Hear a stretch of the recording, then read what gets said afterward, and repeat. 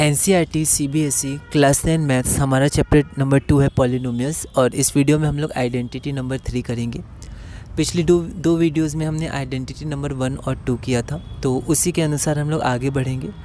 तो यहाँ पर हमने देखा था a+b का होल स्क्वायर और a-b का होल स्क्वायर, या हम कह सकते हैं x+y का होल स्क्वायर और x-y का होल स्क्वायर। आइडेंटिटी 3 में हम लोग क्या करेंगे, a+b का होल क्यूब। तो a+b क्यूब नहीं बोलेंगे, जैसे हम लोग a+b स्क्वायर नहीं बोलते हैं, a+b होल स्क्वायर, यहाँ a+b होल क्यूब। इसी तरह x+y होल क्यूब। फार्मूला ध्यान रखना है a cube plus b cube plus 3ab into a+b। आप इसको इंटू करके भी याद कर सकते हैं, जैसे इसको जब इससे इंटू करिएगा तो 3a²b, इसको 3ab²। पर यहाँ पर ऐसे भी याद हम लोग कर सकते हैं, बाद में इंटू कर देंगे, ठीक है। इन दोनों को अभी ऐसे ही याद रख लेते हैं। a+b whole cube is equal to a cube plus b cube plus 3ab into a+b। उसी तरह x+y का whole cube is equal to x cube plus y cube plus 3xy into x+y। तो ये हमारे पास हो गया। अब हम लोग कुछ क्वेश्चंस देखते हैं। क्वेश्चन हमारे पास है find the value of x+2 का होल क्यूब। वैसे यहाँ पर इस क्वेश्चन में वैल्यू सही नहीं है, क्योंकि इसकी कोई ऐसे वैल्यू नहीं आएगी नंबर में। इसको जैसे NCERT में क्वेश्चन लिखा गया एक्सपेंडेड फॉर्म, ठीक है, right the following cube in expanded form, तो वो ज़्यादा सही रहेगा। तो फाइंड द या फिर राइट द एक्सपेंडेड फॉर्म, है ना, ये क्वेश्चन ज़्यादा सही लग रहा है, क्योंकि यहाँ x है तो x आपका बच जाएगा x क्यूब, तो इसमें कोई वैल्यू आपकी नहीं आएगी, तो एक्सपेंडेड फॉर्म हम लोग लिख सकते हैं, ठीक है। वैसे इसका मतलब यही है कि हमें इसे ब्रेक करना है। तो यहाँ पर जैसे हमने a+b whole square, x+5 whole square, y+3 ऐसे करके क्वेश्चंस किए थे होल स्क्वायर के, बिल्कुल वैसे ही हम लोग करेंगे। x+2 का होल क्यूब, ये फॉर्मूला बस हमें ध्यान रखना है, जैसे वहाँ था a² + 2ab + b², ठीक उसी तरह यहाँ पर क्या है, a cube plus b cube plus 3ab into a+b। तो यहाँ पर अगर हम लोग देखें तो a की वैल्यू क्या है, तो आप यहाँ देखिए, यहाँ पर a बराबर x है और b बराबर 2 है। अब क्योंकि यहाँ पहले से x था तो x+y का होल क्यूब मैंने यहाँ पर नहीं लिखा है, तो यहाँ पर a बराबर x है और b बराबर 2 है। तो यहाँ पर हम लोग फार्मूला में बिल्कुल वही करेंगे जो हम पहले करते थे, a की जगह x डालेंगे और b की जगह क्या डालेंगे, 2 डालेंगे। तो यहाँ पर a की जगह x, b की जगह 2, यहाँ पर a क्यूब है तो x का क्यूब, b क्यूब है तो 2 का क्यूब। आप चाहें तो ब्रैकेट हटा के ऐसे भी लिख सकते हैं, कोई दिक्कत नहीं है, ठीक है। और यहाँ पर 3 का 3, बीच में इंटू होता है तो इंटू a की जगह x, फिर इंटू होता है तो इंटू b की जगह 2, फिर ब्रैकेट ओपन करेंगे, a की जगह x प्लस b की जगह 2। तो अब बस हमें इसे सॉल्व करना है। तो x क्यूब हो गया, 2 का क्यूब 8 होता है। अब 3 इंटू x इंटू 2, तो 3 और 2 को इंटू करेंगे 6, x को ऐसे ही लिख देंगे ब्रैकेट में x+2।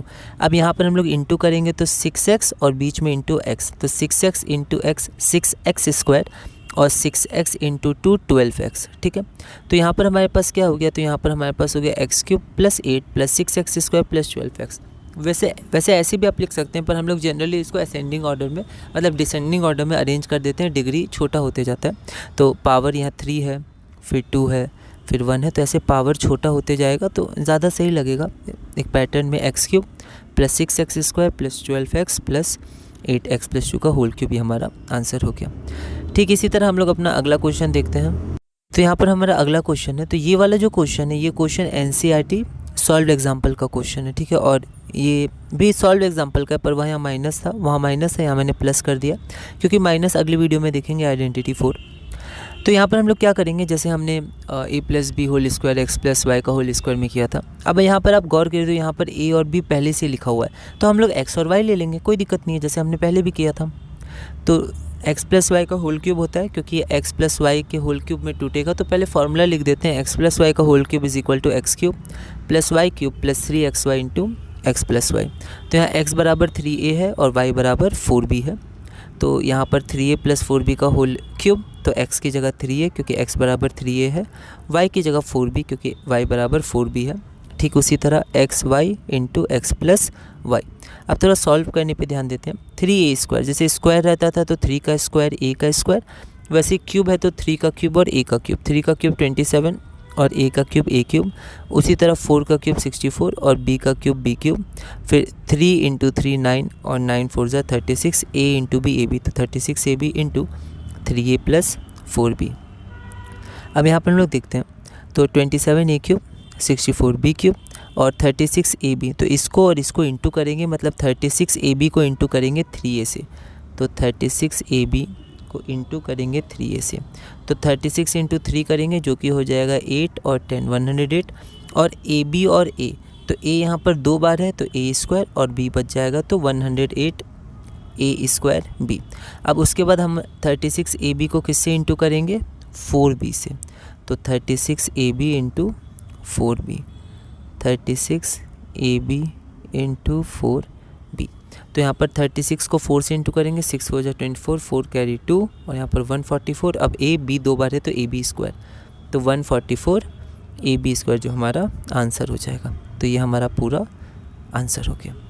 अगला हमारे पास था 5P + 3Q का होल क्यूब। अब यहाँ पर P और Q है तो आप A + B ले लीजिए या X + Y ले लीजिए, कोई दिक्कत नहीं। यहाँ मैंने X + Y का होल क्यूब किया है, तो X³ + Y³ + 3XY X + Y, तो यहाँ पर X बराबर क्या है 5P और Y बराबर 3Q है। देखिए X बराबर 5P प्लस का प्लस, Y बराबर 3Q, तो यहाँ पर X बराबर 5P और Y बराबर 3Q है। ठीक है, तो यहाँ पर होल क्यूब, यहाँ मैं होल क्यूब लिखना भूल गया तो आप यहाँ होल क्यूब लिख दीजिएगा, 5P + 3Q का होल क्यूब। तो X³ तो X बराबर 5P है, X³ + Y³ Y बराबर 3Q है प्लस 3XY, तो XY इंटू X + Y, तो 5P + 3Q। ठीक है, उसके बाद अब हम लोग आगे बढ़ते हैं। तो यहाँ पर 5P का होल क्यूब, तो 5 का क्यूब 125 और P का क्यूब P³, उसी तरह 3 का क्यूब 27 और Q का क्यूब Q³ और 3 5P और 3Q, तो 3 × 5 15, 15 3 = 45 P और Q, तो 45 PQ इंटू 5P + 3Q, तो ये हमारे पास हो गया। उसके बाद यहाँ पर हम लोग देखते हैं 125 PQ + 27 Q³। अब यहाँ पर 45 PQ इंटू 5P, तो यहाँ हम लोग देखते हैं 45 PQ इंटू 5P, तो 45 into 5, 5 5s are 25 and 5 4s are 20 and 225, P 2 बार है तो P² Q, 225 P² Q plus का प्लस यहाँ पर, फिर यहाँ पर हम लोग इंटू करेंगे तो 45 PQ इंटू 3Q है ना, ऐसे इंटू होता था, तो 45 PQ इंटू 3Q, तो यहाँ पर 45 PQ और इंटू में हमारे पास आ जाएगा 3Q, तो 45 into 3, 3 5s are 15, carry 1, 3 4s are 12 plus 1 13 P और 2 बार Q है, Q into Q power add हो जाता है तो Q², तो 135 PQ², तो ये हमारा आंसर हो गया ना। प्रैक्टिस करिएगा इसको। अगला क्वेश्चन हमारे पास है और ये क्वेश्चन NCERT एक्सरसाइज का क्वेश्चन है, एक्सरसाइज का ये क्वेश्चन है। तो right the following cubes in expanded form, तो इसे हमें एक्सपेंडेड फॉर्म में लिखना है। तो 2x + 1 का होल क्यूब और अगला है 3/2x + 1 का होल क्यूब। फिर से वैसे ही करेंगे, यहाँ पर पहले से x का यूज़ हो चुका है तो हम लोग a और b का यूज़ करेंगे। तो यहाँ हम लोग लिख सकते हैं we know that a + b का whole cube is equal to a³ + b³ plus 3ab into a + b। यहाँ पर a बराबर 2x है, अब देख सकते हैं b बराबर 1 है, तो यहाँ पर a की जगह 2x, b की जगह 1 हमने पुट किया। 2x का क्यूब तो 2 का क्यूब 8, x का क्यूब x³, 1 का क्यूब तो 1 ही होगा, फिर 3 इंटू 2 इंटू 1 ये 6 ही होगा। यहाँ पर हमारे पास x है तो 6x इंटू 2x + 1, तो 8x³ + 1 और 6x इंटू 2x, तो 6 इंटू 2 12 और x इंटू x x² और 6x इंटू 1 6x होता है। वैसे ऐसे भी आप लिख सकते हैं, पर अगर हम लोग को डिसेंडिंग ऑर्डर में अगर क्रम से हम लोग लिखेंगे इसको तो ज़्यादा सही रहेगा, ऐसे फॉलो किया जाता है। तो 3 के बाद 2 आता है, 1 आता है, लिखने का तरीका होता है। तो 8x³ + 12x² प्लस 6x और प्लस 1 है ना। अगला क्वेश्चन हम लोग देखते हैं, मतलब सेकंड पार्ट 3/2x + 1। तो यहाँ पर बस फ्रैक्शन है, कोई दिक्कत नहीं, बिल्कुल उसी मेथड से हम लोग आगे चलेंगे। तो a + b का होल क्यूब, तो we know that a + b का whole cube is equal to a³ + b³ plus 3ab into a + b।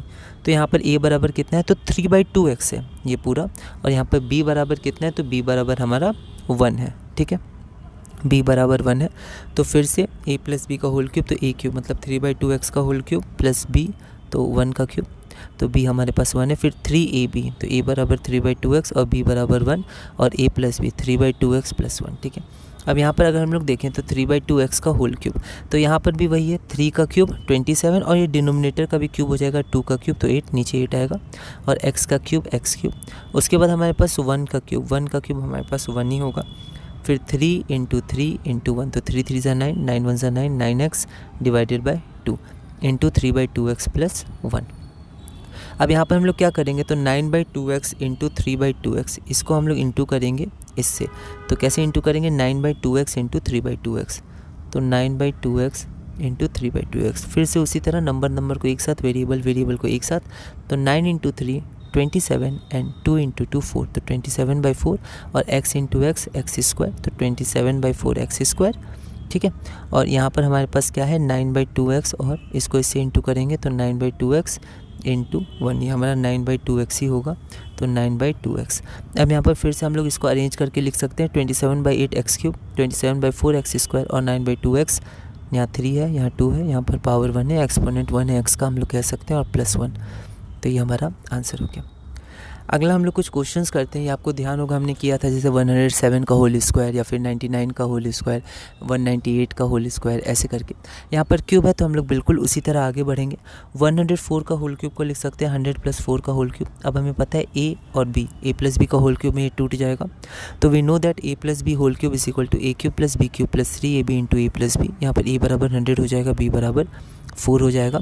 तो यहाँ पर देखिए a बराबर 100, तो a का क्यूब, b बराबर 4, तो 4 का cube, +3 into 100 into 4 into a + b। a हमारे पास 100 है, b हमारे पास 4 है। इसके बाद 100 का क्यूब, तो अगर आपको ध्यान होगा तो 100 का स्क्वायर, तो यहाँ पर 2 और 2 0, और क्यूब है तो एक बार और। 100 का क्यूब होता क्या है, 100 इंटू 100 इंटू 100 यही होता है। और ये सब को हम लोग कैसे मल्टीप्लाई करते हैं, 1 के पीछे कितना 6 0 है, तो यहाँ पर हम लोग 6 0 लिख देंगे। तो यहाँ पर वही हम लोग ने लिख दिया, ठीक है। उसके बाद 4 का क्यूब 64, और 3 इंटू 100 300 इंटू 4 1200, इंटू बीच में इंटू होता है, और 100 + 4 104। बस इसको आपको सॉल्व करना है, आपका आंसर इतना आ जाएगा, 11,24,864। तो ये NCERT सॉल्व एग्जाम्पल का क्वेश्चन था। एक्सरसाइज का क्वेश्चन है 102 का होल क्यूब। बिल्कुल उसी तरह हम लोग 102 का होल क्यूब, अगर हम लोग को ऐसे करना होता तो थोड़ा सा लेंथी होता, 102 फिर 102, फिर जो आंसर आता उसको फिर 102 से हम लोग को इंटू करना होता। तो यहाँ पर हमारे पास क्या हुआ, तो यहाँ पर हमारे पास हो गया 102 का whole cube is equal to 100 + 2 का होल क्यूब, और फिर से a + b का होल क्यूब में ये टूट जाएगा, तो a + b का whole cube is equal to a³ + b³ + 3ab a + b। तो 100 + 2 का होल क्यूब हो जाएगा 100 का क्यूब + 2 का क्यूब + 3ab, तो 3ab इंटू a + b। तो यहाँ से फिर से बस हमें इसे सॉल्व करना है, 3 इंटू 100 300 इंटू 2 600 इंटू 100 + 2 102 600 इंटू 102। इसको बस सॉल्व करिएगा तो आपका आंसर आ जाएगा 10,61,208। तो ये कुछ क्वेश्चंस हैं, आप और भी प्रैक्टिस कर सकते हैं, NCERT में भी और भी आप इसको देख सकते हैं। तो आइडेंटिटी 3 के हमने बेसिक क्वेश्चंस किए, इसको थोड़ा समझा। अगली वीडियो में हम लोग आइडेंटिटी 4 करेंगे, उसमें हम लोग देखेंगे a - b का होल क्यूब या x - y का होल क्यूब। उसके बाद और भी कुछ आइडेंटिटीज़ हैं, उसको हम लोग करेंगे, और धीरे धीरे class 9 math CBSE chapter 2 polynomials में आगे बढ़ेंगे।